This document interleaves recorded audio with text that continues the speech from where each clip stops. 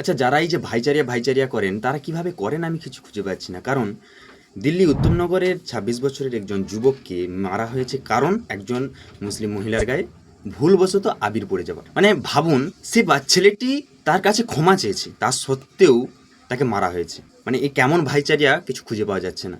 আমরা ভাইচারিয়া নিবাচ্ছি, কিন্তু আপনারা কিভাবে ভাইচারিয়া নিবাচ্ছেন? এইভাবে। মানে এ কেমন ভাইচারিয়া খুঁজে পাচ্ছি না। আপনারা বলে দিন না যে এগুলো কোনো ভাইচারিয়া টাইচারিয়া নয়। আমরা তো ঈদের সময়, আমরা তো অন্যান্য সময়, নামাজের সময় আমরা কম্প্রোমাইজ করে চলি। আপনারা সেই খামনির জন্য কাঁদছেন, যেই খামেনি মহিলাদেরকে ছোট করে, ছোট চোখে দেখে। আপনারা তার জন্য কাঁদছেন।